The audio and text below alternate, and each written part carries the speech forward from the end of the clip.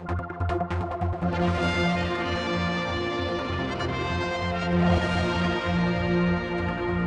come to the headquarters of RL360 and talking with the CEO about the news that broke yesterday about this management buyout. I'm intrigued, obviously, first of all, because this is such a big company for the Isle of Man. As soon as we hear about things shifting around, we assume there's trouble behind the scenes, people want to get rid of you, offshore's gone and all that sort of thing. What can you say about that? Well, actually, it's quite the opposite. The offshore's gone. This whole saga, if that's what it is, started probably a couple of years ago when there were a number of approaches by outside organisations to buy RL360 from its parent company. And some of those offers were more substantial or better put together than others. But Royal London, being a mutual, has a duty to investigate because its duty is to pay money to policyholders. But in the end, none of those offers came to anything. But there was a continuing trend of people saying we're still interested in buying the company. So the management team, we sat down and said, well, we can either sit back and wait for one day somebody to be successful, or we can take matters into our own hands and say, well, if it's possible to buy this company from Royal London, why don't we see if we can buy it? And well, you're absolutely right. We don't have that sort of money in our pockets. So we basically went into the City of London and talked to people who we knew were interested in this type of thing to see if they'd back us. And we eventually settled on a company called Vitruvian, a private equity firm in London, FCA authorised, very well known in the city. And they provided the backing. So the core backing comes from Vitruvian, the equity backing.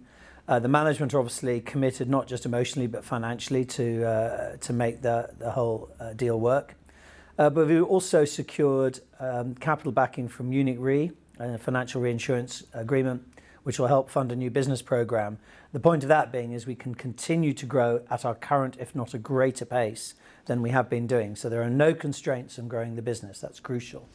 Just in layman's terms, because I don't know business, but all this, going back to my original thing about offshore is disappearing. Isn't this where the squeezes happen, that Royal London don't really want to get involved in that anymore? That's why they wanted you out? And well, I don't think there's any claim that that was true, actually. No, this all started with a number of people approaching Royal London to buy us.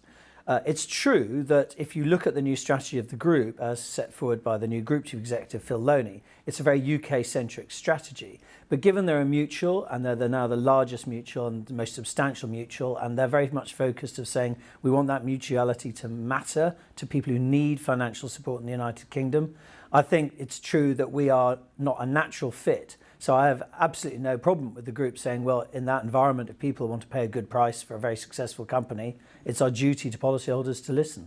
But is there still offshore business there? Because we keep hearing again that it's all going onshore almost. This is where it's all heading, and actually, you're being squeezed a lot by compliance and regulation. No. Actually, it's quite the opposite. And I'm now not just speaking for RL360. I can say this on behalf of all the Isle of Man life companies, many of whom are very successful.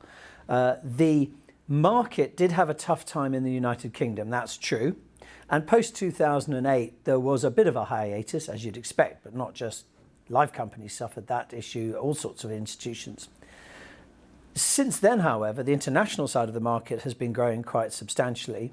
And although the UK market did struggle, actually post-RDR, new regulation in Britain that came through at the beginning of this year, actually a number of the Isle of Man companies, not just ourselves, have actually shown that they can do quite well and thrive. So offshore, I would say, if you want to go look, we prefer international financial services island now rather than offshore island, is actually showing, I think we're at the very beginning of a huge growth in our business sector if you go and how we deal in the developing world of Middle East, Africa, Asia. Because you're a big player here. What, 200 people on the Isle of Man? Is that yes, right? We're not the biggest, but we're certainly a good-sized player. One of our differences is not whether we're the biggest or not, but actually, unlike many of the other companies, we're completely holistic in the sense that everything's on the island. All management decisions, product development, sales, marketing, IT, actuarial, finance teams, customer service. I probably left somebody out, but virtually everybody's in one building on the Isle of Man. We're a genuinely sort of true through and through Isle of Man company. All the management decisions are made here, and that sets us apart from some others. So jobs are safe? I can say with absolute conviction and commitment, not one job is under threat as a result of this transaction. In fact, quite the opposite. We have been holding back in recruitment because it was difficult to recruit until you knew, you could tell people what the structure was. But now, as of yesterday, we've actually pressed the button on jobs we wanted to recruit going ahead. And you'll have a big printing bill. Yes, Right. although, well, yes, I mean, we will. We had a big printing bill in 2009. You have changed your name a few times. Yeah, yes. we're quite expert at it. But the truth is that the agreement with Royal London is a very sensible one. It allows for a managed disconnect. So some things have to be changed very quickly, like the website front pages. Some things only have to be changed when they run out, like an existing brochure, we just change when it runs out. So Royal London have been very sensible about it, and so nobody's going to make us sort of spend hundreds of thousands of pounds overnight. So that reduces the bill and it makes it manageable. Clearly our flag on the flagpole will have to go, and various other names on doors, but certainly the big printing bills and stuff we can control. So, I mean, just finally, this time next year if I spoke to you, where do you think you'll be?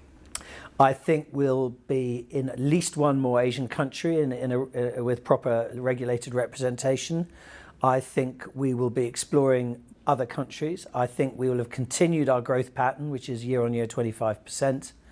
I think we will have some extra staff on the island coping with that upsurge in business. But actually one of the things is that I don't think much will change. All we're really changing is the name, because we're a completely self-contained business. Everything we've been doing for the last 5 years, if you like that is going to carry on. And that's one of the big pluses of this deal. It's not a deal that says we have to change anything. You know, Vitruvian have backed us because they like what they see and they want us to keep doing it, not because they want us to change anything.